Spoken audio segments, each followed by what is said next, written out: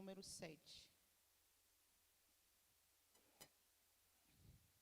Aonde guiar-me, meu Senhor, eu seguirei por seu amor.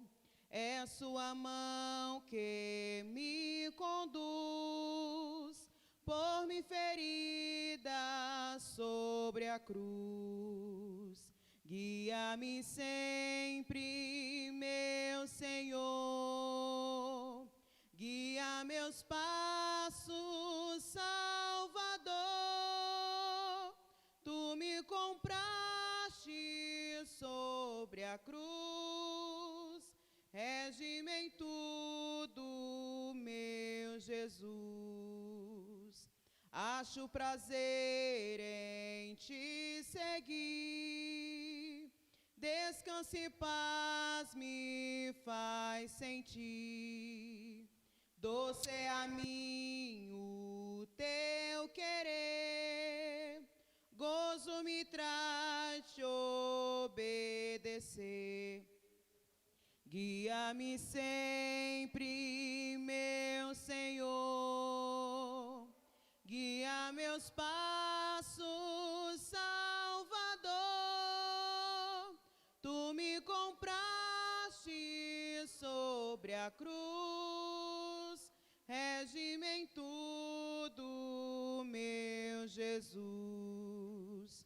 Sigo sem medo, meu Senhor, que me encheu do seu amor. Sentindo perto a sua mão, posso cantar na escuridão. Guia-me sempre, meu Senhor, guia meus passos, Salvador. Tu me compraste sobre a cruz, rege-me em tudo, meu Jesus. Para seu reino me conduz, pelo jardim e pela cruz. Lá ficou morto velho eu, lá meu espírito reviveu. Guia-me sempre, meu Senhor, guia meus passos, Salvador. Tu me compraste sobre a cruz, rege-me em tudo, meu Jesus. Glória a Deus. Hino bonito, né? Gostoso de cantar ele ao Senhor. Glória a Deus. Vamos colocar de pé? Vamos fazer a leitura da lição nessa manhã. Lição de número 7, que temos por título o ministério de profeta.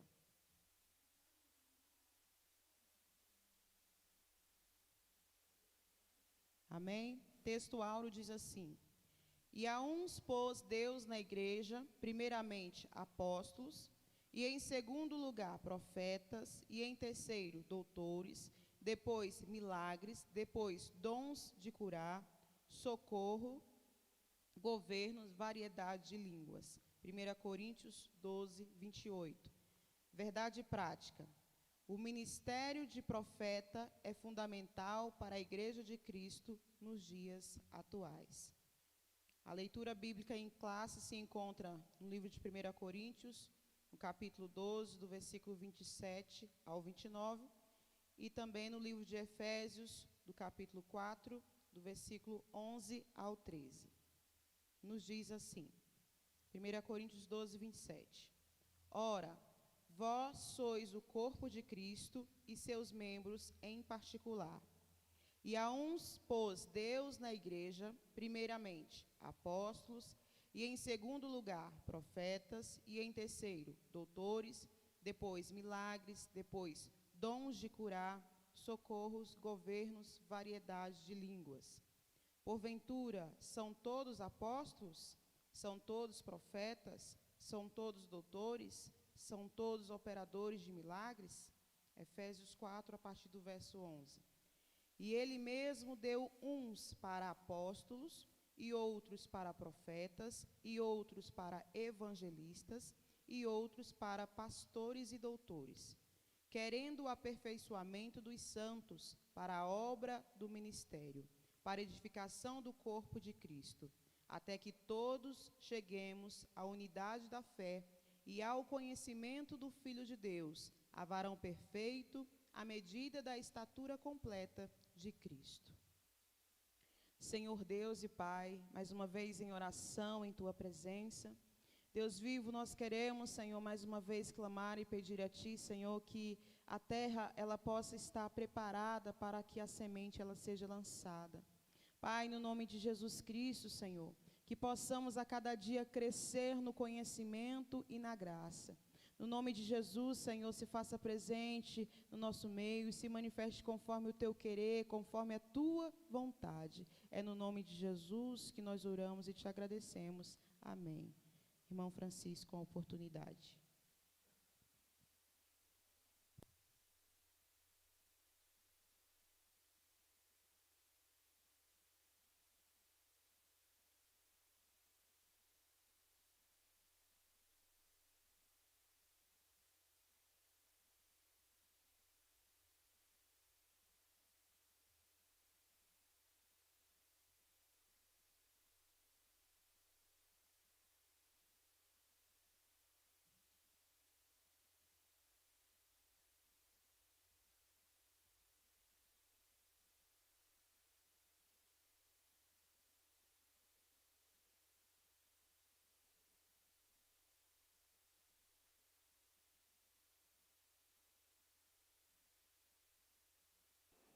Glória a Deus.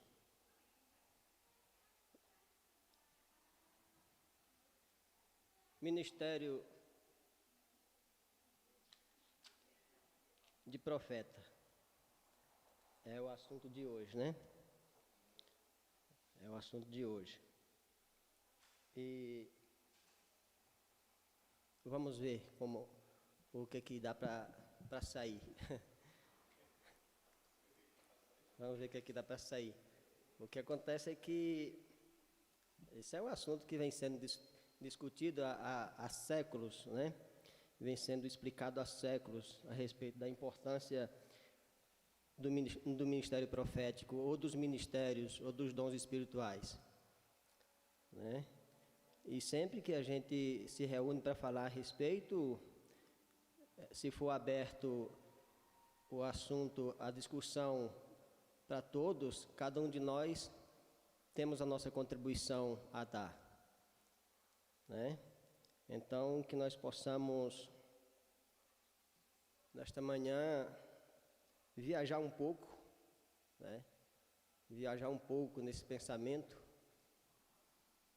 e tentar tirar proveito o máximo que a gente conseguir, né?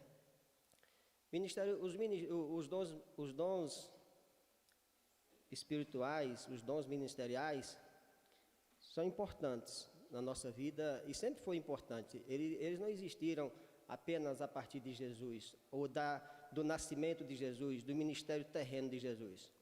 Eles sempre existiram e os irmãos sabem disso, né? Desde os dias de Abraão ou desde os dias anterior a Abraão, os dons espirituais sempre esteve presente, porque o homem é espírito também. E se ele é espírito, com certeza uma boa dádiva de Deus sempre esteve presente, ajudando, né, na boa condução dos homens. Sempre esteve presente e a gente não pode ter dúvida disso, né? Muito embora às vezes a gente fica questionando e achando que não, é um assunto bem recente, é bem recente o assunto. Não, o assunto ganhou forças, ganhou dimensão, ganhou asas para fluir, para voar, agora recente, né? Mas que existia e sempre existiu, isso ninguém tem dúvida. Um dos questionamentos a respeito da lei e dos profetas. Porque muita gente acha que o dom de profecia, por exemplo, não tem mais validade, como muitos outros dons, porque Lucas registra que a lei e os profetas duraram até João, né? A Escritura registra assim: a lei e os profetas vigoraram até João. Aí, para muitas mentes, a gente pensa o seguinte, que então, se vigorou até João, a lei e os profetas, nós hoje não precisamos de lei e nem de profeta. O fato é que a lei e os profetas vigoraram até João, dentro da modalidade do Antigo Testamento. João foi o último profeta, João Batista foi o último profeta do Antigo Testamento. O primeiro profeta foi Moisés. Então, de Moisés, o primeiro profeta,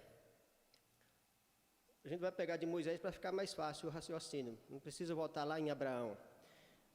Então, da lei de Moisés, a lei que Moisés recebeu de Deus, ele como profeta, esta lei vigorou até João. Né? Até João. Então, João foi o último profeta do Velho Testamento. João foi o último profeta da lei de Moisés. Né? Então, por isso que vigorou até João. Não é que desapareceu, né? Mas dentro da modalidade mosaica, foi João o último dos profetas. E é interessante você ver como a coisa melhorou muito. De Moisés, quando você chega no último, que é João, você vê como a coisa melhorou. O discurso de João Batista já era diferente dos demais profetas. Muito embora Isaías arrebentou, Miqueias, Abacuque, Jeremias e tantos outros arrebentaram, mas quando você chega em João Batista, o último dos profetas da lei, ele já tem um discurso diferenciado. E ele já diz, olha, arrependei-vos porque é chegado o reino dos céus. Ele já apresenta Jesus como a solução. Eu batizo com água, mas este batiza com fogo, com espírito e com fogo. O discurso de João Batista, muito embora ele seja o último profeta da lei mosaica, mas já é um discurso de uma nova visão, de um amadurecimento, de uma mentalidade já bem mais amadurecida, né? Então, é assim que funcionou, né? A lei de Moisés ensinava como o homem viver bem na terra, né? Essa era a preocupação da lei de Moisés, era ensinar como o homem viver bem na terra. Os profetas sempre tiveram essa preocupação de apresentar como o homem viver bem na terra. Aí a gente vê que esta agora não é uma preocupação, não é mais uma preocupação apenas viver bem na terra. A partir de Jesus mudou, né? E não é só viver bem na terra, como chegar no céu é o novo assunto, né? O que acontece é que a lei de Moisés ela era muito rígida e ela se cumpria. A qualquer custo ela tem que se cumprir, nem que fosse olho por olho e dente por dente, né? É por isso que a lei era boa, mas a forma de aplicar não era justa, porque era sem amor e sem misericórdia. Então Jesus Cristo veio cumprir a lei e veio revitalizar a lei, né? E assim a coisa ficou mais fácil a partir de Jesus, porque lá com Moisés, com os sacerdotes e com todos antes de Jesus, a lei se cumpria no apedrejamento, pagar com o mesmo preço, pagar com a mesma moeda, você pagava com a vida e assim por diante, como vocês todos conhecem a lei, né? Então era assim que funcionava. E os profetas, como ficou? O que acontece é que o escritor aos Hebreus diz que quando muda o sacerdote, necessariamente existe uma alteração de lei. O sacerdote tem autoridade de fazer uma alteração na lei ou mudar toda a lei se ele quiser. Então, o que acontece é que quando Cristo chega, ele faz uma alteração brusca na lei. Muito brusca aos olhos dos homens. Mas, na verdade, quando a lei foi dada, qual é o primeiro mandamento? É amarás o Senhor teu Deus de todo o teu coração, disse Jesus, e o próximo como a ti mesmo. Pronto. Jesus mudou o que aí? Jesus continua dizendo que é para amar a Deus de todo o coração, de toda a força, de toda a alma, com todo empenho, e esse mesmo amor você tem que ter para com o seu irmão. Era isto que a lei aplicada por Moisés e por todos os homens, até João o Batista, não conseguia fazer, né? Não conseguia fazer. Era entender que a lei é boa quando ela é para dignificar, glorificar o nome de Deus e valorizar o meu irmão como eu tenho valor por mim. Então, a partir de Jesus, a coisa muda, né? A partir de Jesus, a gente vê que fica bem diferente. Os feitos de Jesus não foi rasgar a lei, não. Jesus agora, ele aplica a lei com amor. E aplica a lei com misericórdia. E aplica a profecia com amor. Então, Jesus, o grande profeta também, dá uma mudada em como interpretar a lei. Porque a lei agora, a partir de Jesus, ela tem que ser aplicada com misericórdia, e a profecia com amor. Senão, não tem validade, a gente continua problemático do mesmo jeito, né?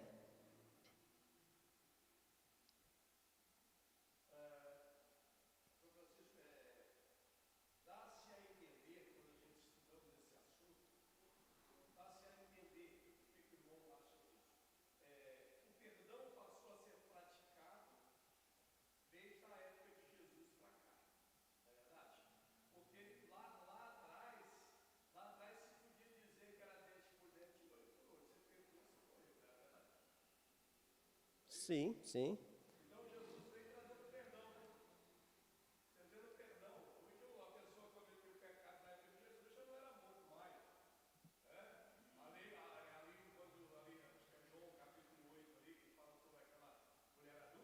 Sim.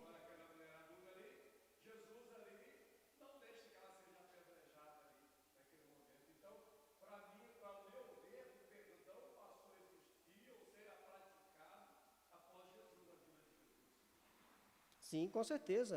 Jesus é extraordinário. Foi necessário a encarnação de Jesus.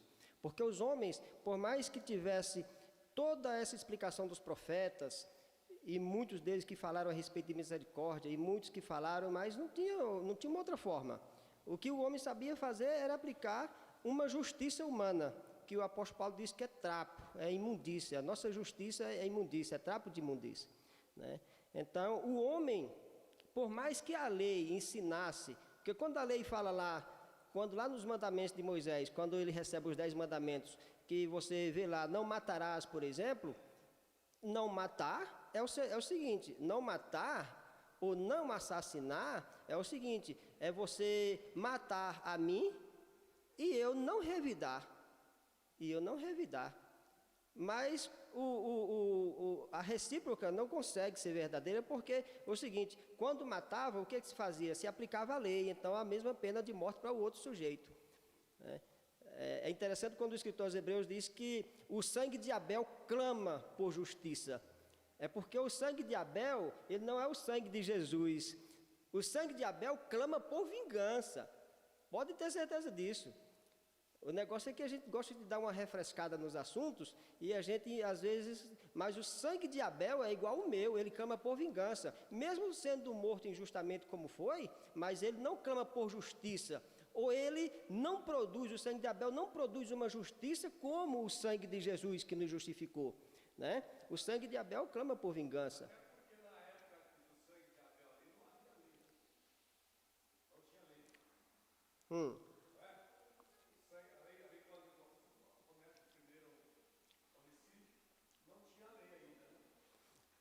Nós não tínhamos a lei escrita como nós podemos ver a partir de Noé, por exemplo, né?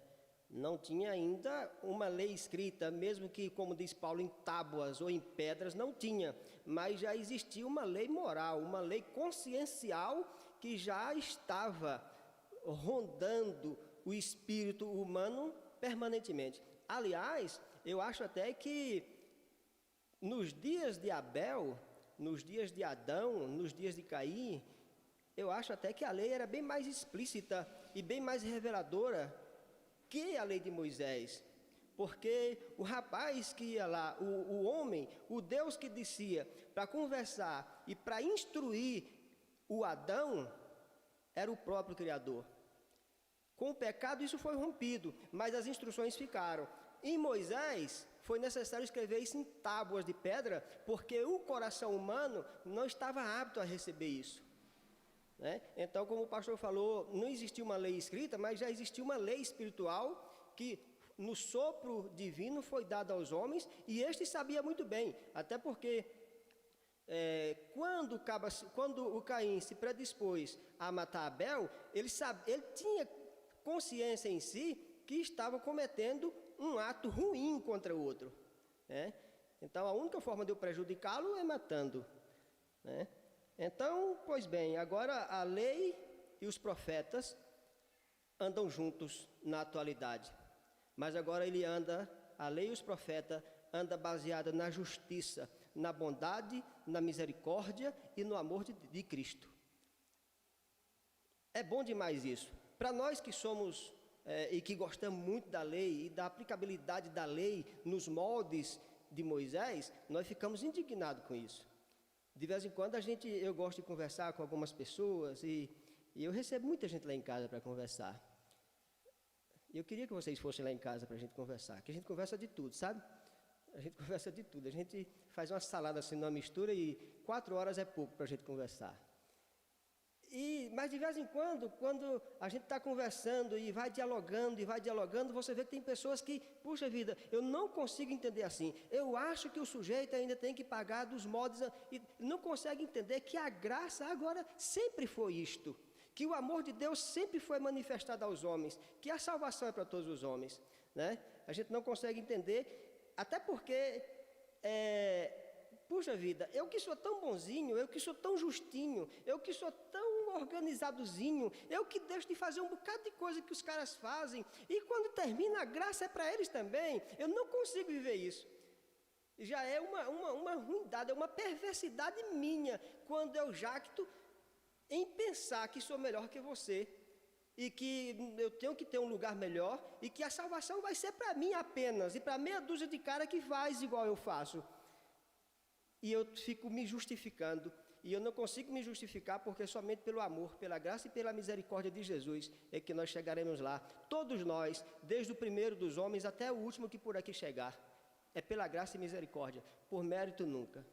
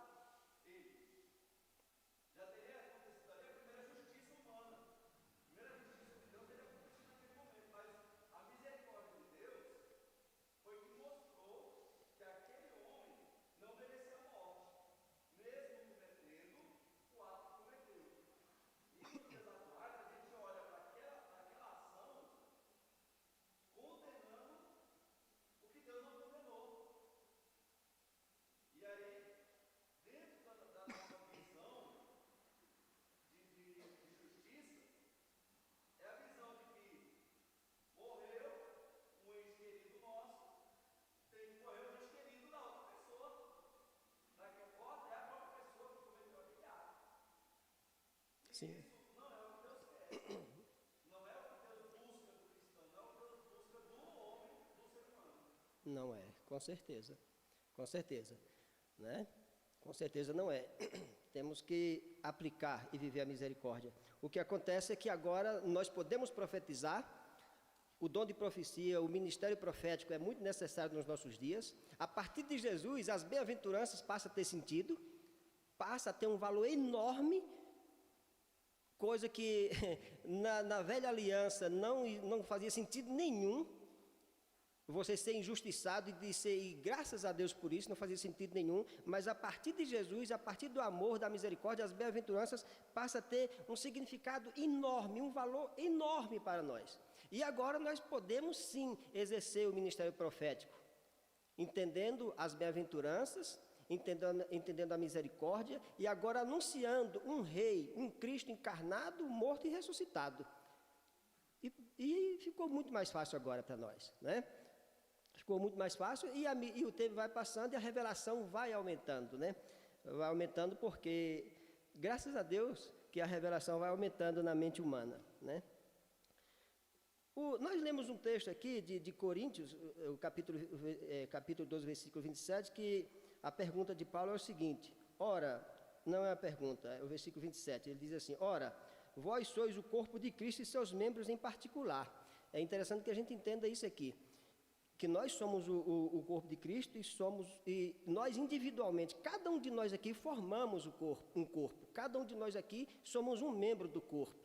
E cada um de nós aqui temos o nosso valor nesse corpo, sabe? Então, não existe aquela ideia de, puxa, qual é o meu dom? Qual é o dom certo? Qual é o dom de fulano é mais especial? E tal e tudo mais. Não, todos nós estamos no corpo de Cristo e temos a nossa função, né?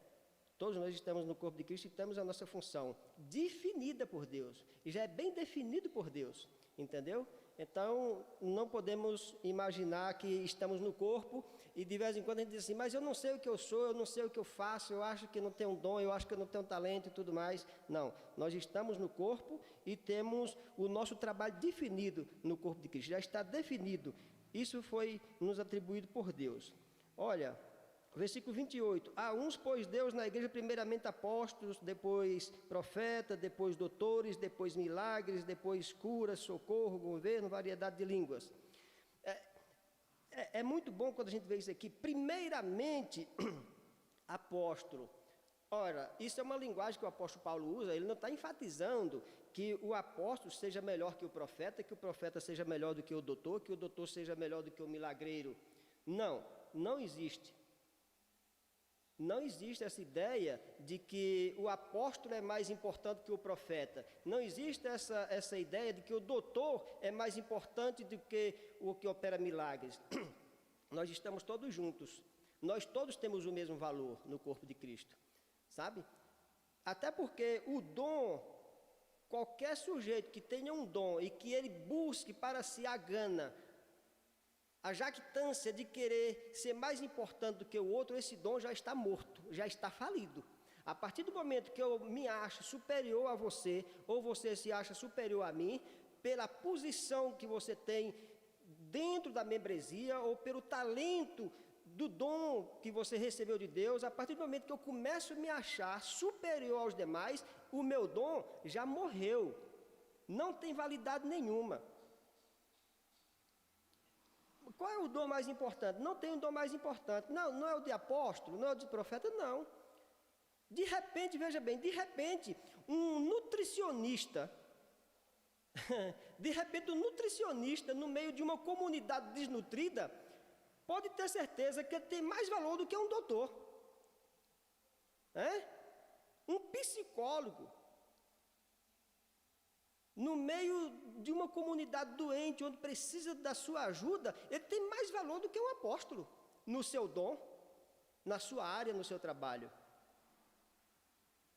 Quando eu digo que tem mais valor, ele se destaca, ele atende à necessidade do momento. É ele. Ah, mas eu que sou o apóstolo, e eu que sou o profeta, como é que fica? E eu que falo em língua e interpreto, e tal, e tudo mais. Não, meu amigo, agora é a vez do rapaz, do nutricionista trabalhar, porque o que está acontecendo aqui não é necessidade de profecia. A gente está precisando aqui de alguém que cuide da nossa saúde e venha nutrir as nossas crianças, e venha cuidar de tudo isso, sabe? Então, nós devemos ter muito cuidado, porque de vez em quando um terapeuta supera o profeta, o terapeuta supera o doutor, porque de acordo com a necessidade do momento, o dom está ali para ser usado e para atuar no meio de quem precisa, né? Então, é por aí que nós devemos enxergar. Eu acredito que não tem dificuldade nenhuma da gente pensar assim, né? Mas vamos a leitura aqui, né? Os irmãos gostam de fazer a leitura, o uso da revista e lê-la, então vamos lá. Na lição desta semana, versa sobre o dom ministerial de profeta. Estudaremos alguns aspectos deste dom à luz da Bíblia, mas também considerando o texto histórico e cultural do Antigo e Novo Testamento. O ministério de profeta é altamente importante para os nossos dias, pois, de acordo com o ensino dos apóstolos, tal ministério tem um valor excelso para a igreja de qualquer tempo e lugar. Sabe? Então, de qualquer tempo e lugar. O que acontece é o seguinte: nós sabemos que o cânon sagrado ele já está encerrado, não é? Ninguém pode escrever mais nada na Bíblia porque ela já foi resolvida a questão, e ainda que algumas coisas precisassem ser alterado ou modificado e tudo mais, ninguém faz isso, porque qual o interesse em fazer? Não vai resolver. Mas mesmo o cânon estando encerrado, ninguém mais pode diminuir nem acrescentar. O rapaz foi inteligente quando ele escreveu assim, né? Que ninguém pode diminuir nem acrescentar o que já foi sacralizado, o que já está definido. Tudo bem, mas a revelação continua crescente. A revelação continua em crescente todos os dias. Então, coisas que a gente nem imaginava que conseguiria um dia chegar a um nível de entendimento e de raciocínio espiritual, a gente vê os dons se manifestando entre os irmãos e a gente fica assim abismado da forma maravilhosa como essas coisas acontecem dentro da igreja, né? Como essa coisa acontece na nossa sociedade no geral. A gente fica maravilhado com isso, né? Porque o Espírito continua a afluir nas nossas vidas, né? Continua a fluir nas nossas vidas. Eu gosto quando Jesus diz a Nicodemos que o Espírito sopra onde quer.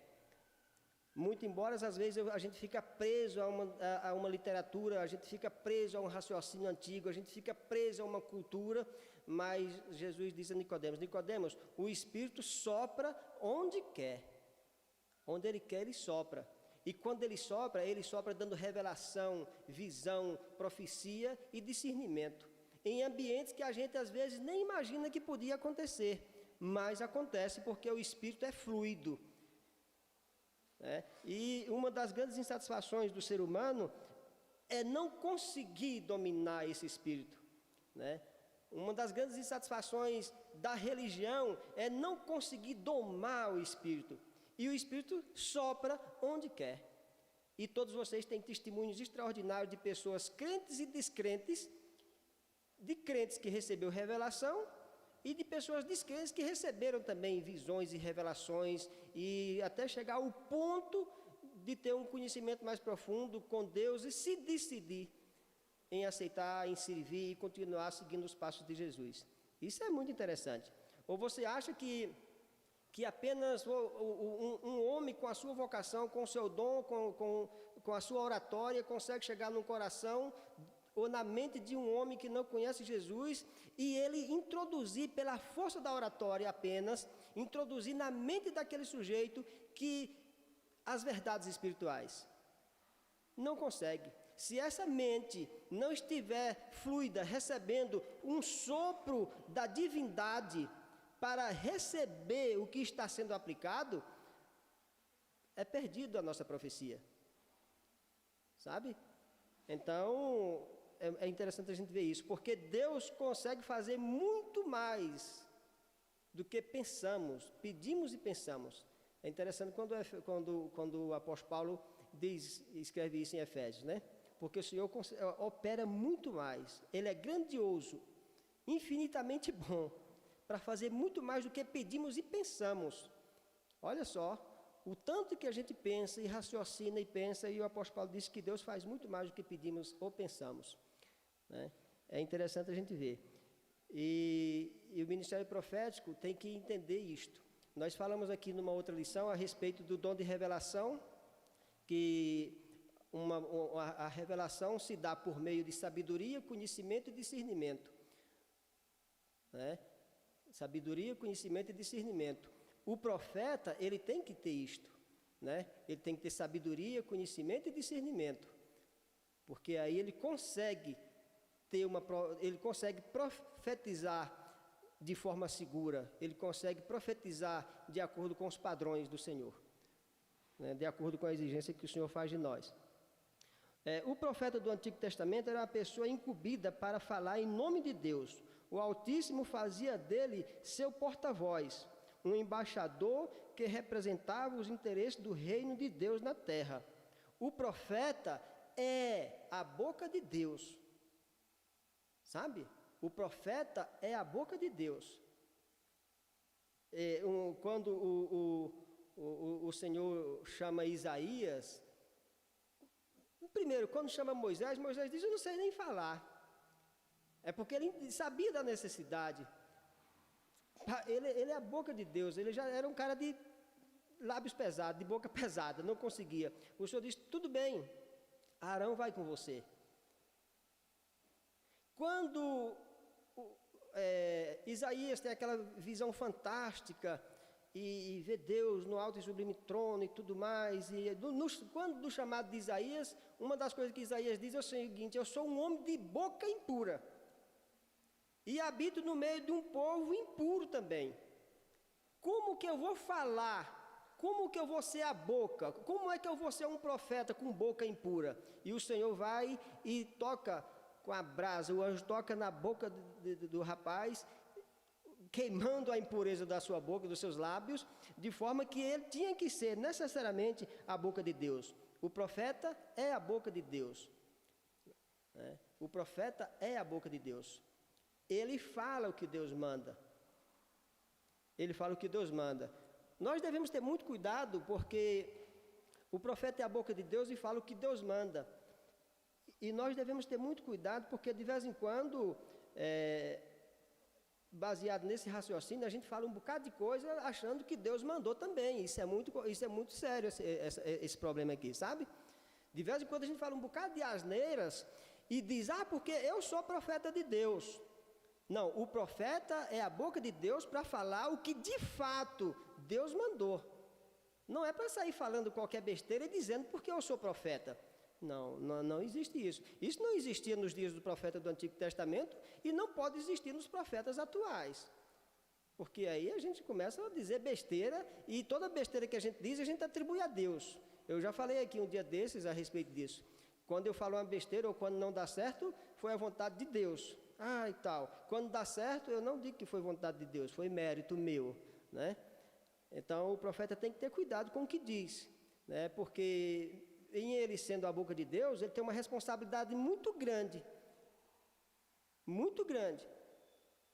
no que ele diz. E eu não posso atribuir as minhas irresponsabilidades proféticas, atribuir a Deus, porque Deus não mandou. E a gente vê tanta coisa, vamos andar.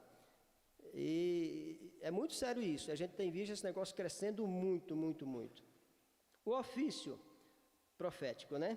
Através da inspiração divina, o profeta recebia uma revelação que desvendava o oculto, anunciava juízos, emitia conselhos e advertências divinas, né?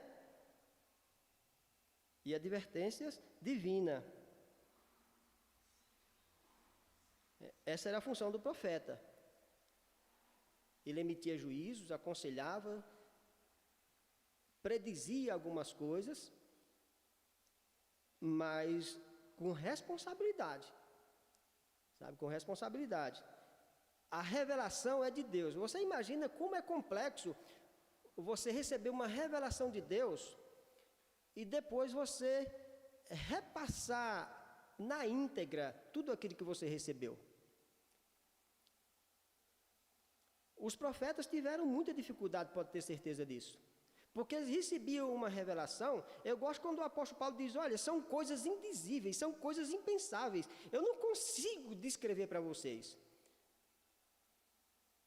E é mais ou menos assim o que o profeta recebia. Quando o profeta recebe de Deus, na verdade, deixa eu falar, eu imagino que ele tentava anunciar na íntegra, mas ele não conseguia. Por uma uma série de fatores, sabe? Por uma série de fatores. A bagagem de cada um, a bagagem intelectual de cada um, a cultura em que ele estava inserido, a forma de como ele via. Olha, eram homens especiais, com revelações especiais, mas com as suas dificuldades de revelação, ou de discernir aquilo, transformar aquilo em escrito. Era muito complicado. Então, o que acontece é que o profeta ele tem essa responsabilidade de passar a mensagem de Deus, e nós devemos entender que o profeta que está passando a mensagem, ele tem suas limitações. E o profeta tem que entender que ele está passando uma mensagem de muito peso, e ele tem que entender a sua responsabilidade para fazer um filtro na medida das palavras, porque a mensagem veio, mas o vocabulário é o meu. A palavra veio, mas eu vou usar o meu vocabulário. Então eu tenho que ter cuidado na aplicação dessa mensagem. Quando eu digo tenho que ter cuidado, não é que eu vou inventar, distorcer e tal, mas eu tenho que ter o máximo de cuidado para com quem eu estou conversando. É verdade? É, mas eu tenho que dar um jeito de como vou aplicar essa verdade neste momento, sabe? Porque senão a gente vai magoar, machucar e não vai surtir o efeito esperado. Então os profetas recebiam a revelação de Deus, mas eles trabalhavam com a bagagem intelectual que tinha. Veja como é fácil a gente ver os escritos de Isaías, a bagagem intelectual do Isaías. Era um cara muito culto, era um profeta muito culto, fazia parte da nobreza. Se você analisar bem direitinho também, quando você chega no profeta Amós, sem desprezo nenhum, você vê uma bagagem intelectual bem menor. Claro que isso não desmerece o profeta, não vai desmerecer o profeta, só que você vê a linguagem e a cultura de cada um. Enquanto o Isaías era de uma classe especial, de uma classe da nobreza, o Amós era um boiadeiro.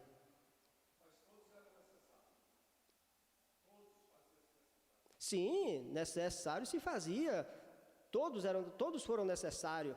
O Amós com a sua extraordinária mensagem, o Isaías com o Abacuque e tantos outros, sabe? Então, o que a gente está explicando aqui é que o profeta recebe, mas ele vai usar o repertório que tem. Então, é por isso a necessidade de conhecimento, de sabedoria, conhecimento e discernimento, né? É por isso a necessidade. Senão a gente vai sair fazendo muita coisa por aí e não vale a pena. Sim, irmão. Dentro dessa visão, o ministro que sobe ao púlpito, para falar sobre a Bíblia, ele é um profeta ou ele é apenas um mero interlocutor da Bíblia, que é a profecia? Como é que fica essa situação? Olha, a exposição, a pregação, a exposição das Escrituras, ela é uma profecia. Ela é uma profecia. Então, o sujeito que subiu aqui na tribuna, ou foi recebido lá na minha casa, e ele vai fazer uso das Escrituras no ensinamento, no discipulado, no sermão e etc., ele está sendo uma boca de Deus naquele momento. É por isso que ele tem que ter o máximo de cuidado no que ele está dizendo, porque a responsabilidade é grande. Ele está falando de uma palavra escrita que já está revelada, e ele tem que entender que ele não é apenas um mero interlocutor, senão não daria certo, não consegue convencer, né? Ele é um profeta, ele é a boca de Deus falando.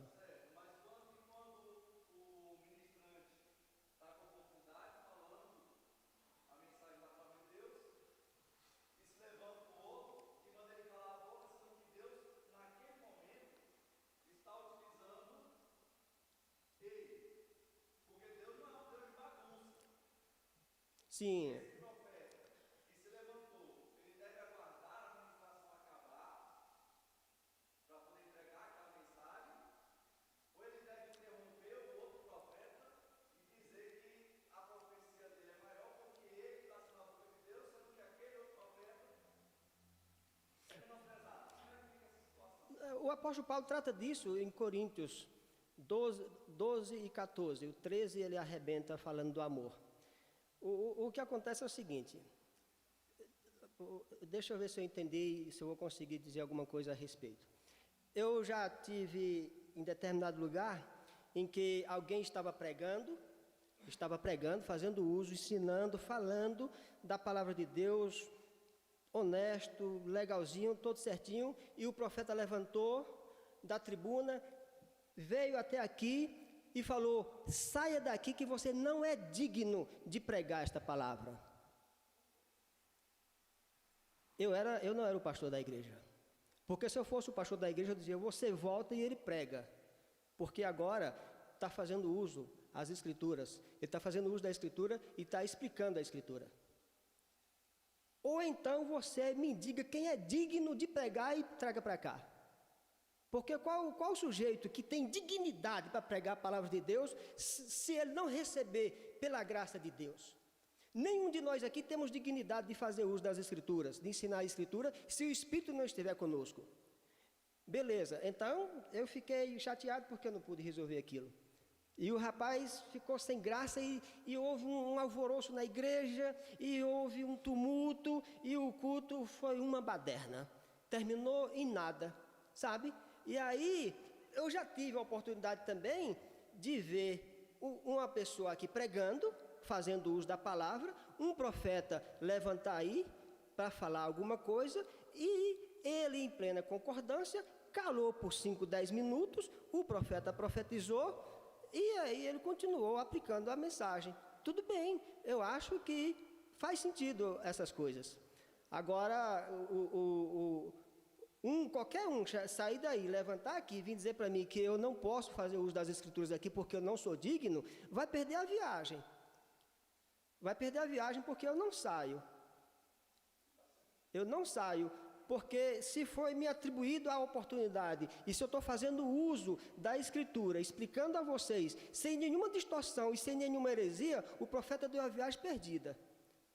Deu a viagem perdida e ele vai passar vergonha em público, porque eu não saio. Eu não saio. E qualquer um de vocês que precisar de ajuda, pode contar comigo, que eu penso assim, e é assim que tem que ser. Agora, eu estou aqui pregando, o pastor, ou qualquer um de vocês, quer se expressar profeticamente, tranquilamente, eu deixo você falar.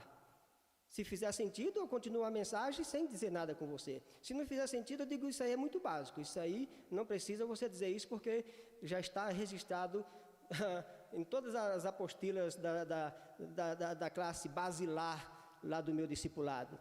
Sabe? Você só quis atrapalhar. É complexo.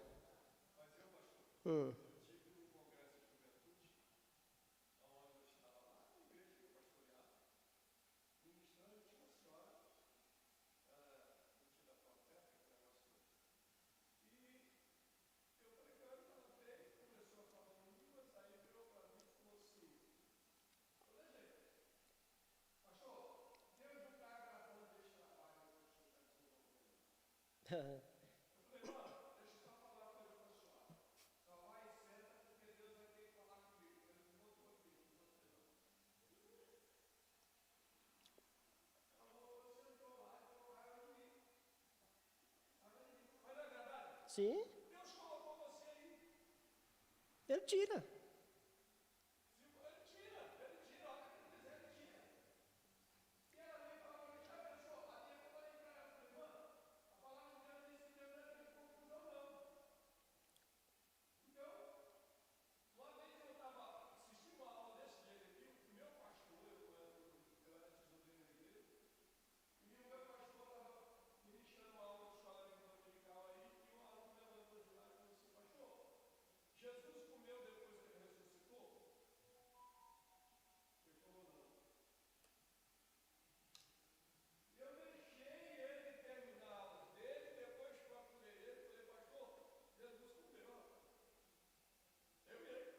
Uhum.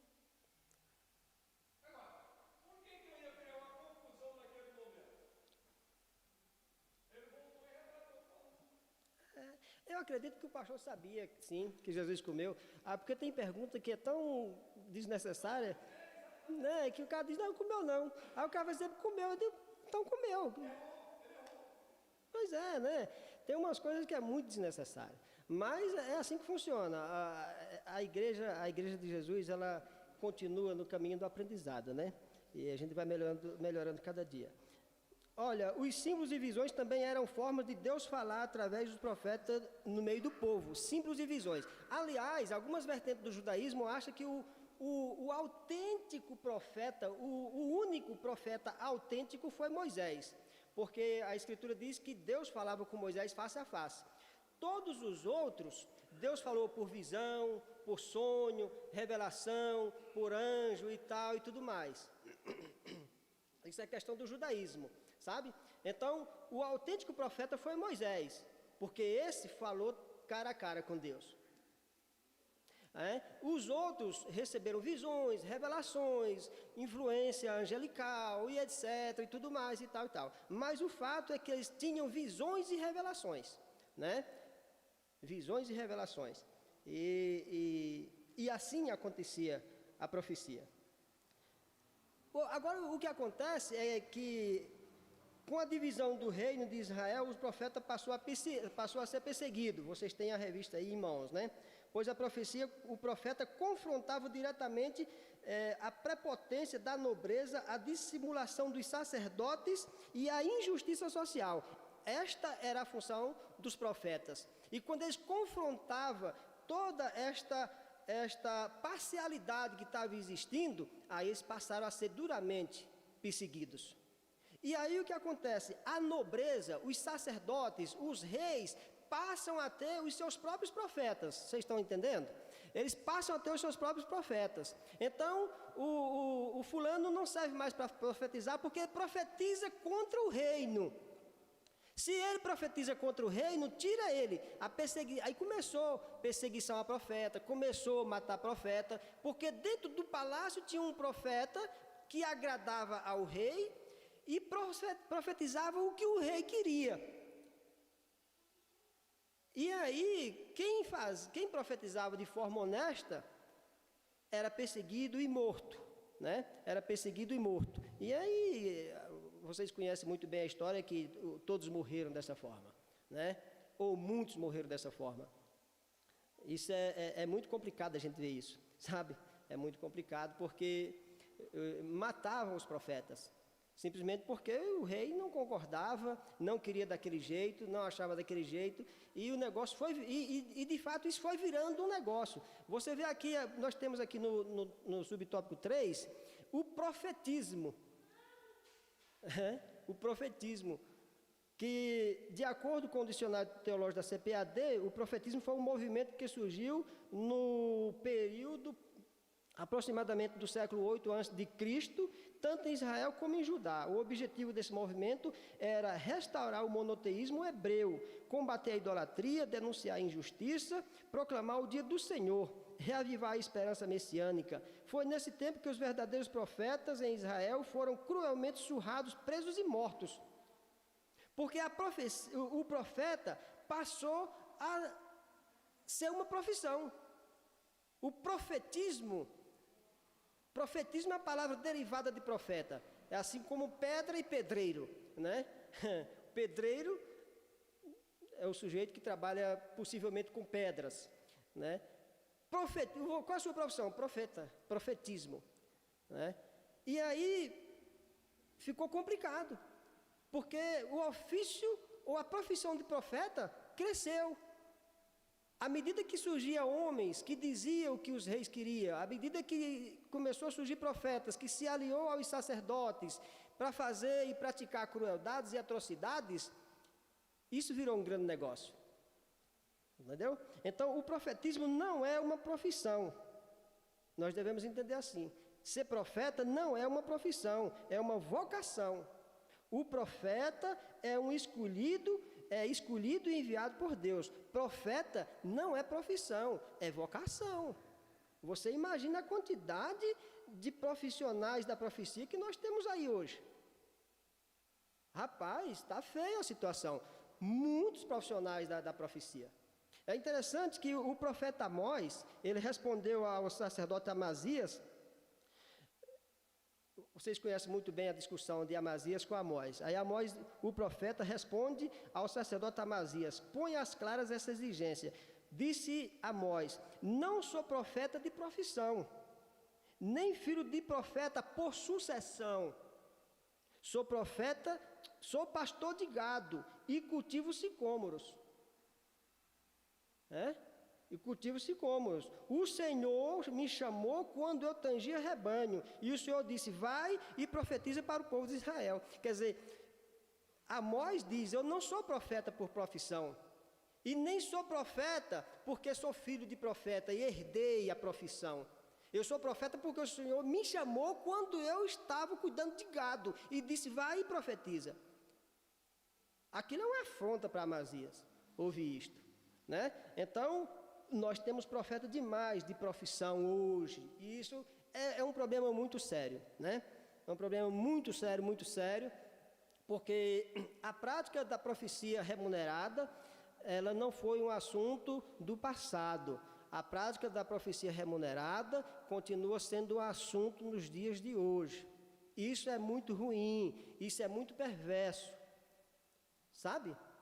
E o mais perverso ainda é que nós pagamos. E o mais perverso ainda, e nós pagamos caro para isso. É muito caro, sabe? É muito caro. Depois a gente fala para não... Porque tem coisa que não convém dizer na hora, mas a gente paga muito caro, sabe? De vez em quando você paga para ao longo da nossa vida cristã, da nossa jornada cristã, nós já pagamos para sujeitos vir aqui, a gente paga, o cara vem de longe, e aquele movimento todo, aquela coisa, quando chega aqui ele diz umas besteiras, uns negócios, ele vem só receber nosso dinheiro, gente. O cara só está interessado nisso, ele tem que ter uma agenda cheia, ele está preocupado com a agenda dele, ele não quer nem saber, ele com a cara de pau, ele chega aqui agora, ele entra pelaquela igreja e procura quem é o pastor da igreja, aí o porteiro vem onde está o pastor Oswaldo se incomoda em levantar e ir lá fora, e o cara vem apresentar a sua agenda, se ele não quer, um dia ele aqui na igreja e tudo mais e tal. Gente, isso é um absurdo, não precisa disso. Aí, às vezes, o pastor, por bondade e tal, não, vou ajeitar um dia de tal aqui para você, ajeitar uma coisa e outra. Aí chama todo mundo, quando a gente vem aqui, o cara passa meia hora pisando no chão, pá. Eu digo: se eu soubesse que era para amassar a cerâmica, eu tinha amassado lá. Não precisa disso, nós não precisamos disso, sabe? Profeta de agenda, isto é muito ruim, mas vamos andar. No Novo Testamento, a Bíblia afirma que os concidadãos dos santos e a família de Deus estão edificados sobre o fundamento dos apóstolos e dos profetas. Aqui a Bíblia denota a importância do ministério de profeta na liderança da igreja desde o primeiro século. Tá? Então a igreja está fundamentada nos profetas e nos apóstolos. Essa ênfase que o rapaz faz questão de deixar aqui bem claro. O ofício profético no Novo Testamento. O seu ministério no Novo Testamento não consistia em predizer o futuro, adivinhar o presente ou ficar fora de si. Ou ficar fora de si. Ficar em transe.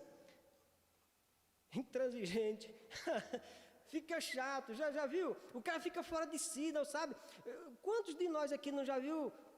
Aquela coisa aconteceu, o cara parece que entra em transe e fica assim meio que dopado, noiado, não sei o que está acontecendo com ele, não diz coisa por coisa e fica assim, sabe? Não é assim, nunca foi isto, nunca foi assim, nunca foi assim e não pode ser assim. E a gente acostuma com essas coisas, gente. Um dia eu fui pregar numa igreja, eu não sou pregador, e aí eu estava lá pregando, e aí quando terminou, o rapaz falou assim, o pastor da igreja falou assim: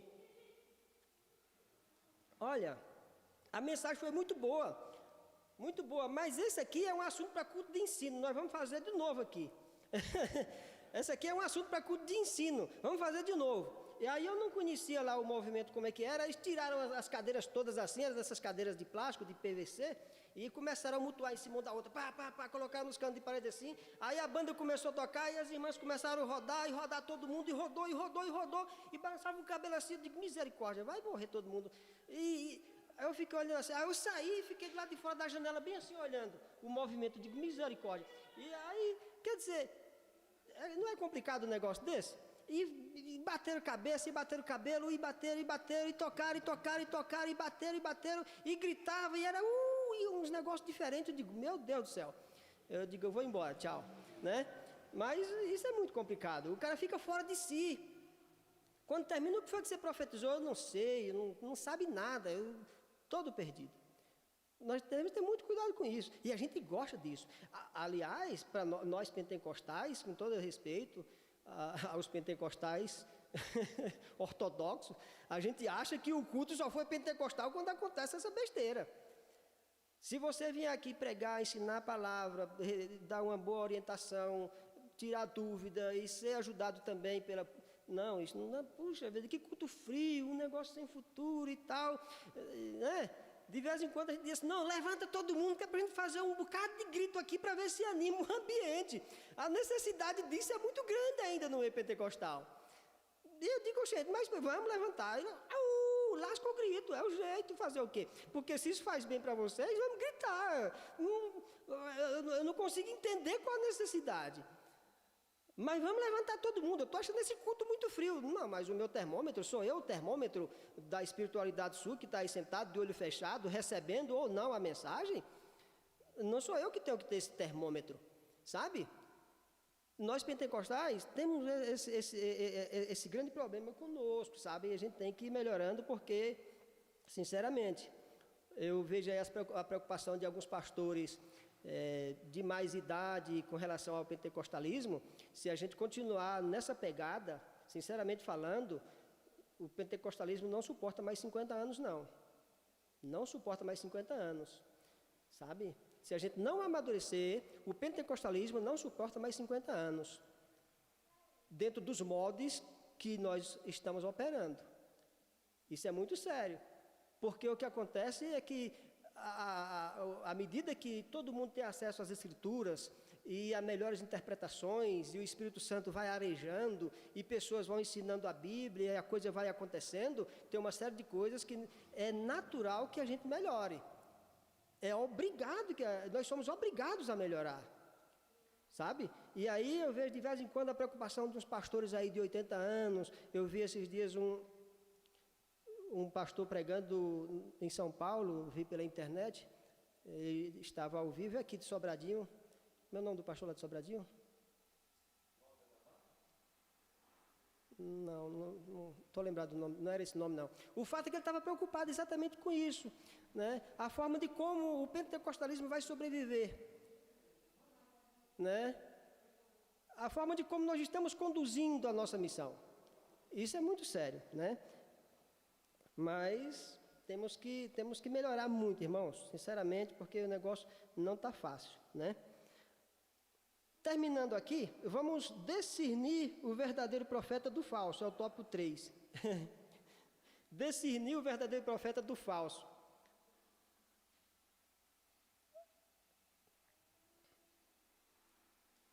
Discernir o verdadeiro profeta do falso. Isso aqui é muito fácil de ver, porque quando você vê lá Gálatas 5, e você vê as obras da carne e o fruto do Espírito, é mais ou menos por ali que você vai discernir um do outro, vai conseguir enxergar a diferença. Olha só, a simplicidade versus a arrogância. Duas características do verdadeiro profeta são a simplicidade e o amor. Ele não precisa sair gritando na rua dizendo, eu sou profeta, eu sou profeta, eu sou profeta, porque eu sou profeta de Deus, porque não, é simplicidade e amor. Há uns 12 anos atrás, mais ou menos, eu estava aqui nessa congregação e fizemos uma vigília aqui. E o pastor da época, ele, mais ou menos isso, uns 12 anos, ele tem uma turma aí que são especialistas em vigílias. Vocês devem conhecer esse pessoal que é especialista em vigília, toca em vigília, canta em vigília, são pregadores de vigília, aquele chamado de fogo, aquela coisa toda. E simplicidade e amor é a característica do verdadeiro profeta. E aí o negócio foi rendendo aqui, foi rendendo e começou, sabe, aquela música, aquela coisa, daquele modelo que eu falei agora há pouco tempo. E o fato é que aquilo foi ficando cansativo, e quando deu ali mais ou menos 2h30, 3 horas da manhã, alguns irmãos saíram porque tinham que ir para casa. E quando saiu, a profeta pegou, assumiu o microfone e falou: olha, vocês estão indo embora, mas cuidado, pode acontecer com vocês uma bala perdida. Vocês estão deixando a casa de Deus, abandonando o profeta para ir para casa, e no caminho você vai sofrer um acidente, no caminho você pode sofrer um assalto, no caminho você vai... E jogou um bocadinho mais. Ora, para que isso? Ora, se o pastor está indo para casa em determinado horário, é porque ele sabe das suas atribuições amanhã, ele tem que estar preparado para enfrentar a batalha do dia seguinte. E aqui sem pena e sem misericórdia. A mulher disse uns absurdos aqui que eu digo: meu Deus do céu, eu ia para casa, mas não vou mais não, eu vou ficar aqui. Quando ela terminou de falar, eu peguei minha Bíblia e fui embora. Eu digo: eu vou ficar num negócio desse. Mas é assim que acontece, sabe?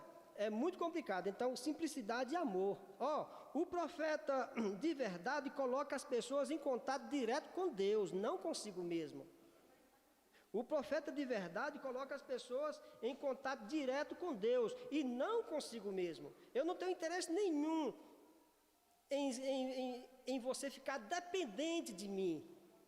O verdadeiro profeta coloca as pessoas em contato direto com Deus. Quando você vê essa prática, isso é muito bom. Olha, o verdadeiro profeta ensina o crente, a ovelha, o amigo, o irmão, ele ensina essa pessoa a discernir a voz de Jesus, discernir a voz de Deus. Qual é a função do profeta? É ensinar. E como é que eu estou ensinando há 10 anos e você não aprendeu nada? É porque alguma coisa eu estou escondendo. Você continua dependente de mim.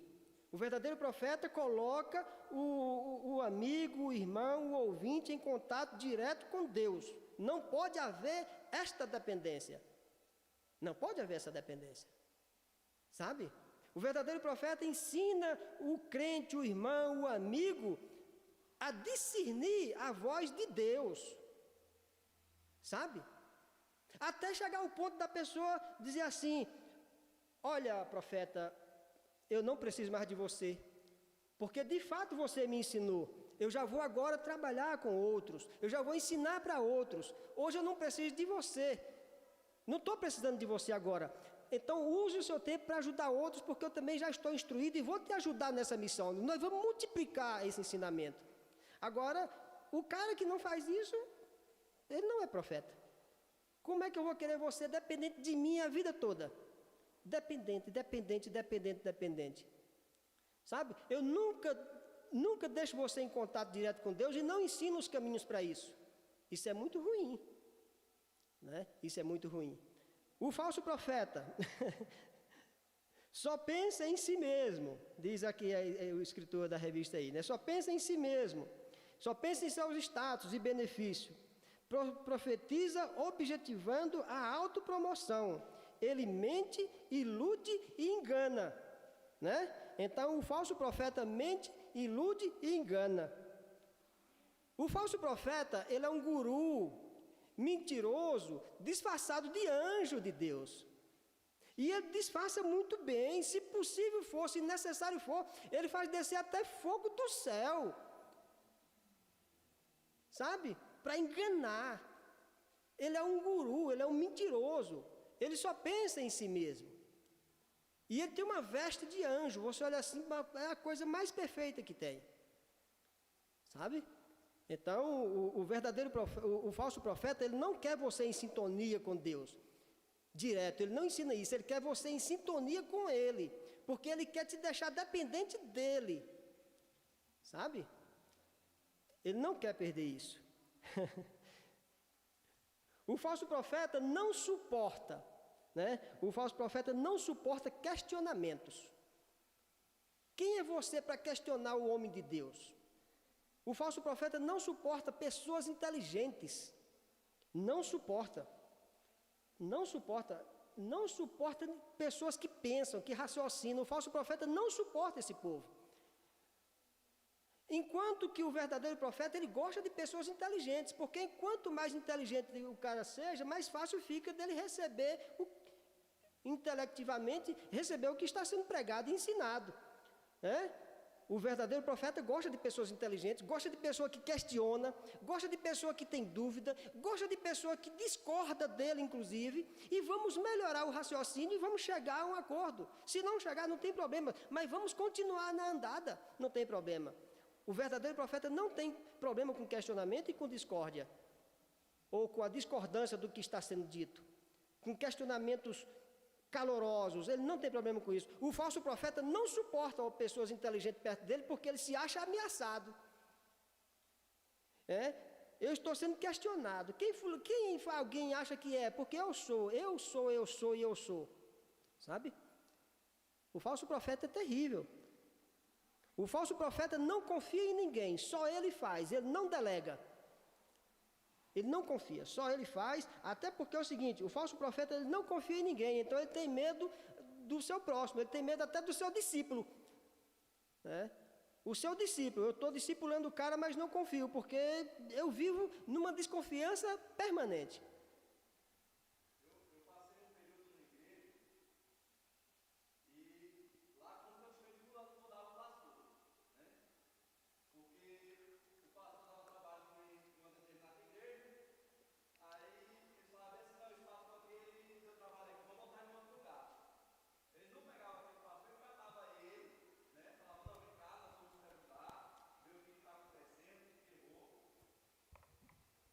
Ele não falava, vamos tratar você e vamos resolver o problema, né?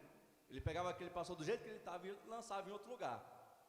E esse pastor chegou na igreja em que eu estava congregando, na época eu era superintendente da escola dominical, e estava ministrando um trecho das escrituras a respeito de Apocalipse. Ele falou bem assim, não, irmão, não, pode parar aí. Eu falei, por quê, pastor? Ele falou, porque aqui no recanto não tem nenhum homem que é capaz de ensinar o que você está falando aí, não. Eu não quero que você fale isso aqui na minha igreja, não. Eu falei, pastor, primeiro o senhor me colocou como superintendente. Primeiro ponto. Segundo, se o senhor não me quer lecionando para os alunos, o senhor mesmo tem autoridade para lecionar. E se o senhor não se acha competente, o senhor tem que colocar pessoas competentes para lecionar. No que eu falei isso, não foi uma semana depois, ele me destituiu do cargo. Bem feito. Eu falei assim, pastor, o senhor me desculpa, mas eu não estou aqui para atrapalhar o seu ministério. Eu quero somar com o senhor. Mas, a partir de hoje, eu também não quero ser seu professor. Sim. Não por querer competir ou algo assim, mas justamente porque eu não me sinto à vontade em ministrar o que o senhor não concorda. Exato. Após ter ocorrido isso, não sei como chegou na sede desse ministério, e o pastor saiu 2 semanas depois, eu fiquei. É desse jeito. É desse jeito. Primeiro, irmã Débora, muito obrigado pelo seu gesto agora. Vamos fazer uma observação aqui interessante. Nós temos uma aula, os nossos cultos aqui, como a escola dominical, ela está sendo gravada e transmitida. Alguém vai ouvir amanhã, depois, daqui meses e tal e tudo mais. Essas participações, o seu questionamento está válido, a gente vai ver ele. Essas participações que a gente faz aí, conversando, quem está em casa não está ouvindo nada, não sabe o que aconteceu. Então, por exemplo, eu leio um versículo e a igreja lê outro. Eu leio um versículo aqui, quem está me ouvindo e me vendo via transmissão, ouve o meu versículo. O que você falou aí, o outro em casa está perdido. Então, esse negócio... Então, seria bom, é bom a gente começar a melhorar isso aqui. Se você olhar as nossas transmissões, está assim. De vez em quando alguém tem uma participação, a gente escuta lá um negócio, escuta alguma coisa assim muito distante, não sabe do que está acontecendo. Quem está presente, entendeu. Mas quem está ouvindo, e quem vai ouvir daqui 1 mês, 2 meses, 3 meses, ou quem está ouvindo ao vivo aqui, ou quem está vendo ao vivo aqui, beleza, entendeu. Mas quem está em casa não entende nada. Então seria bom que toda participação tivesse um microfone, para que quem está acompanhando de casa agora ao vivo entendesse do que se trata, né? Mas é isso mesmo, Herbert. Quem é digno, a questão de Apocalipse, a questão todinha do rapaz é essa, mas é quem é digno de abrir o selo. Então, é digno de explicar? Quem sabe explicar? Um dia a gente recebeu e vocês já receberam várias pessoas, alguém chegou aqui para pregar um dia e falou que ele era especialista em Apocalipse. Eu digo, mas está muito difícil esse negócio. Mas o fato é que quem é especialista em Apocalipse ou nas Escrituras? Ninguém. Mas o que é que a gente faz? Se esforçar, né, para ensinar e tentar deixar mais lúcido aquele assunto. Então, mas a maioria não quer assim. Tudo que o falso profeta quer é que os seguidores fiquem presos a ele. É mais ou menos assim. Eu vou viajar. O que é que eu tenho que fazer? Eu tenho que consultar primeiro o profeta. E se você não for consultar o profeta, ele fica bravo porque você viajou sem consultar. Eu vou comprar uma casa. O que é que o cara quer? Ora, eu já estou com o dinheiro. Já decidi com minha família que vou comprar uma casa, uma fazenda, um carro, o que quer que seja. Eu tenho que consultar ele para saber se posso comprar aquela casa. Entendeu? Então, ele quer deixar você o mais dependente possível, porque o falso profeta age assim. Age assim, sabe? Então, dependente, né? O falso profeta, ele amaldiçoa com muita facilidade, encerrando aqui. Com muita facilidade. Ele amaldiçoa com muita facilidade mesmo. Ele não tem dó, ele não tem misericórdia, ele não usa de amor para com ninguém. Ele não tem compaixão. Ele amaldiçoa com muita facilidade. O falso profeta é avarento, é justiceiro, sabe? O falso profeta é justiceiro, ele é avarento, ele é enganador.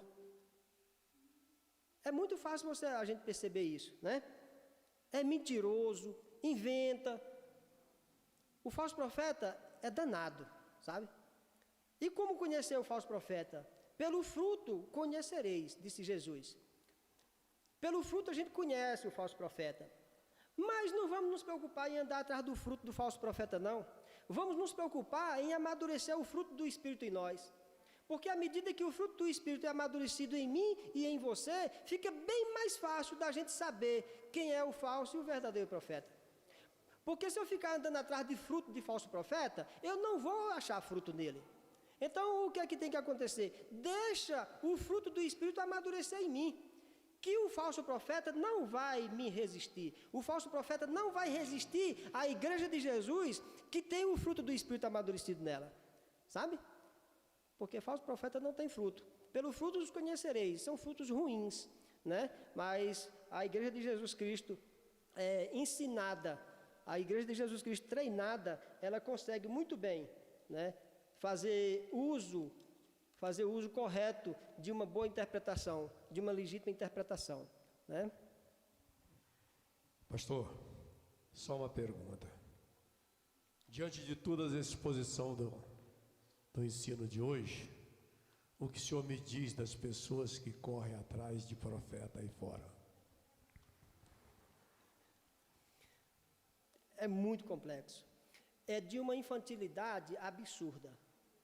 É de uma dependência absurda. Sabe, você sair de casa para ir atrás de um profeta. É muito complicado isso. O que acontece é que esse problema ele deveria ser sanado logo lá no princípio da nossa vida cristã, lá no nosso discipulado. Sabe, lá no nosso discipulado, porque é muito tendencioso a gente sair atrás de profeta, é muito tendencioso sair em busca dessa turma, é muito tendencioso, até porque a dor, a angústia que o ser humano sente, ela é tão grande que ele se submete a isto. Mas quando ele é ensinado desde criança, quando ele é alfabetizado nas Escrituras, treinado à luz da palavra de Deus, entendendo que Jesus Cristo é o verdadeiro profeta, entendendo que a comunidade aqui, nós temos pastores, nós temos obreiros capazes de ajudá-lo, jamais ele vai sair atrás de um profeta. Porque o que acontece é que a infantilidade, ela continua. E é muito bom quando o apóstolo Paulo diz assim, quando eu era menino, eu falava como menino. Ou seja, quando eu era menino, coisas de menino aconteciam comigo. Mas à medida que eu cresci, fui alfabetizado e conheci a Cristo, eu deixei as práticas de menino. Sabe? Eu deixei as práticas de menino. Agora eu sou um homem adulto e sei tomar decisões baseadas nas Escrituras. Então o que acontece é que às vezes a gente fica muito tempo na igreja, fica muito tempo ouvindo as Escrituras, mas continua com o espírito de menino. E menino faz coisa de menino. Menino vai atrás de profeta, menino vai atrás de feiticeiro, menino vai atrás de guru, menino vai atrás de qualquer tipo de entretenimento. Isso é muito complicado, sabe? Agora, quando esse menino vira homem, aí o guru fica na mão, o profeta fica na mão, o falso profeta, né? Acabou. Por que não veio mais? O menino amadureceu, o menino cresceu. Agora ele tem contato com Deus. Ele foi ensinado a conversar com Deus. Ele consegue discernir a voz de Deus. As dores e as angústias que ele sente, ele consegue entender que faz parte de uma vivência, faz parte de um ciclo, faz parte de uma vida. Infelizmente, dores vão acontecer, percas vão acontecer. E o profeta ficou sem o salário, né? O falso. Mais uma pergunta, pastor. O senhor leu bem aqui o segundo tópico aqui, segundo tópico, subtópico, aqui o ofício do profeta neotestamentário, ou seja, a característica deste profeta no Novo Testamento. Isso. O senhor acredita que hoje o maior profeta é aquele que explana a palavra de Deus escrita? Olha, o maior profeta, a CNBB escreveu alguma coisa no ano de 2008, falando a respeito do profeta. E lá no Vaticano foi decidido o seguinte,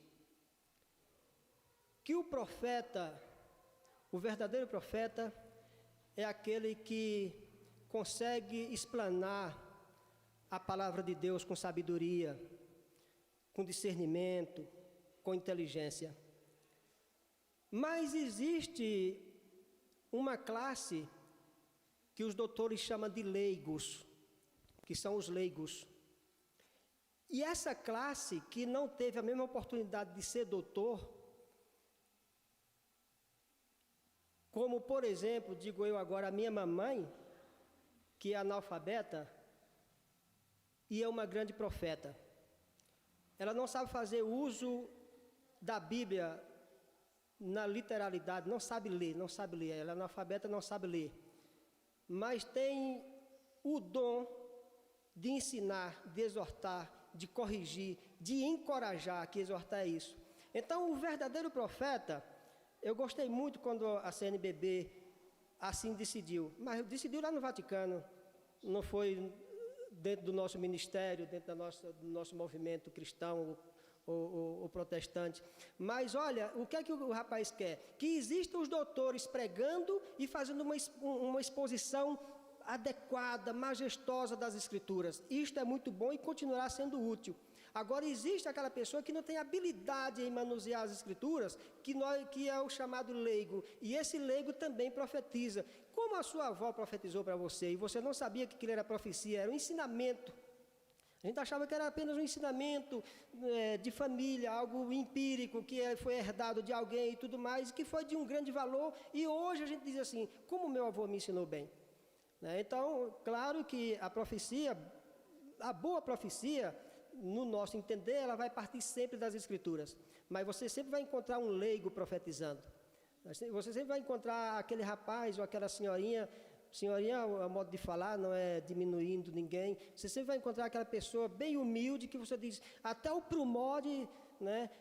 Mas quando o cara começa a falar, você vê que existe autenticidade, legitimidade, existe revelação, existe contato com Deus. Existe contato com Deus.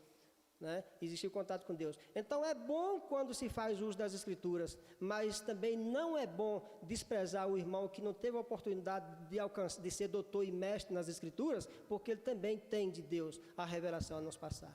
Né? Amém?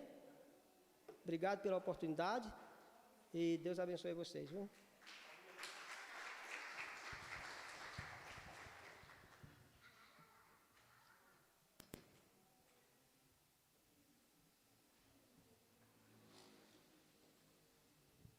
A paz do Senhor mais uma vez, irmãos.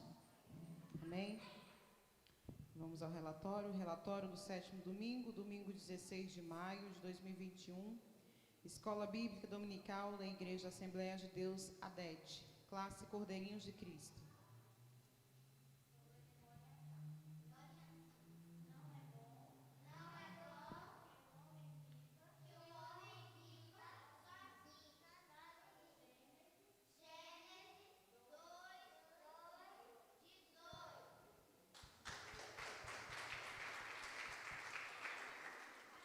Matriculados 11, ausentes 4, presentes 7, visitantes nenhum.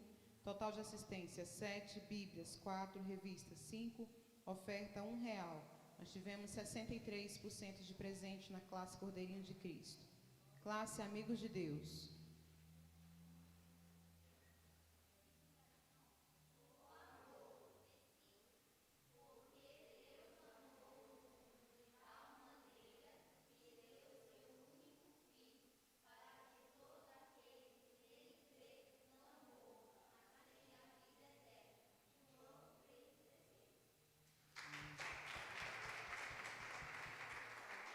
Matriculados 8, ausentes 3, presentes 5, visitantes nenhum. Total de assistência 5, Bíblias 2, revista 1, oferta R$1,55. 62% de presente na classe Amigos de Deus. Classe Geração Vida.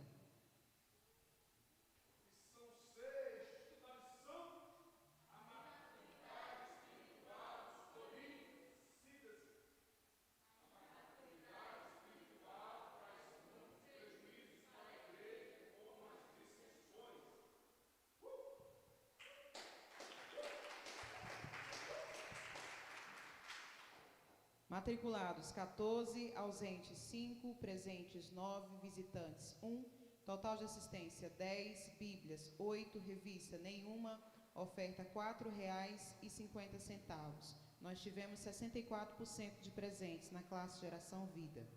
Classe Guerreiros de Cristo. Classe Guerreiros de Cristo.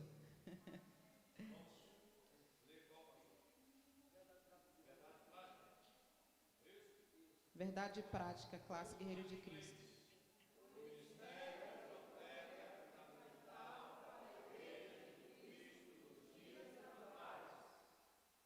Amém. Matriculados 27, ausentes 9, presentes 18, visitantes 1. Esse visitante é porque não está matriculado, tá bom, irmãos? Total de assistentes 19, Bíblias 18, revista 16, oferta R$21. Nós tivemos na classe Guerreiro de Cristo 66% de presentes. Total geral matriculado 60, ausentes 21, presentes 39, visitantes 2, total de assistentes 41, Bíblias 32, revista 22, oferta R$28,05. Nós tivemos um total geral de 65% de presentes. Amém? Deus abençoe, pastor Oswaldo. Glória a Deus, glória a Deus. Obrigado, meus irmãos. Obrigado, meu presbítero Francisco. Que Deus continue usando o senhor para falar conosco aqui como profeta, viu? Como profeta de Deus. Queridos, como eu fiz algumas perguntas para o nosso irmão, aqui no segundo tópico aqui, que fala sobre, no segundo subtópico, fala o ofício do profeta neotestamentário, ou seja, a característica dele. Ele começa dizendo assim: o seu ministério no Novo Testamento não consiste em predizer futuro, adivinhar o presente ou ficar fora de si. Não. De acordo com o comentário bíblico pentecostal do Novo Testamento, o profeta neotestamentário, ou seja, a característica desse profeta, era dotado por Deus para receber e mediar diretamente a palavra do Altíssimo. Apesar de algumas vezes predizer o futuro conforme instruiu na Bíblia pentecostal, o seu ofício consiste, vocês sabem em quê? O seu ofício consiste em proclamar e interpretar a palavra de Deus por vocação divina. Então, quando nós olhamos isso aqui, Deus ainda continua escolhendo os profetas dele e colocando aqui, como colocou o nosso presbítero Francisco aqui para ministrar nós nesta manhã. Como ele já disse, que tem muitas pessoas que não têm cultura nenhuma para poder ler, para poder fazer isso, e é um profeta de Deus, aí entra aquela palavra que diz, olha, pelo fruto se conhece a árvore ou vice-versa. Você está entendendo? Então, nós precisamos ter cuidado com esse tipo de coisa. Porque quando nós pegamos a Bíblia Sagrada e lemos, nós sabemos que Deus está falando conosco. Mas quando aquele profeta diz, olha, eu recebi de Deus, aí você vai para as Escrituras para poder ver se aquilo é verdade ou se é verídico. Porque nós temos a Bíblia para confrontar aquele profeta lá fora. Agora, como disse o nosso presbítero Francisco aqui, é uma meninice você ter um exemplar das Sagradas Escrituras na sua mão, que é a boca de Deus falando. É uma meninice eu sair daqui e ir atrás de um profeta lá, se eu já tenho Deus falando comigo através das Sagradas Escrituras. É uma meninice. Ele disse bem. Ele reportou bem a nós aqui. Por quê? Porque tudo que eu quero saber está na Bíblia. Tudo que eu quero saber está escrito nas Sagradas Escrituras.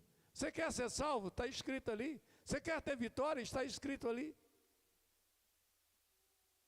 E bem-aventurado é o homem que não anda segundo o conselho do ímpio, e nem se assenta na roda dos escarnecedores. Antes, este homem tem o seu prazer na lei do Senhor, e nesta lei ele medita de dia e de noite. Então, meus amados, vamos prestar atenção, não vamos ser, como Paulo disse, agir como um menino não, amém?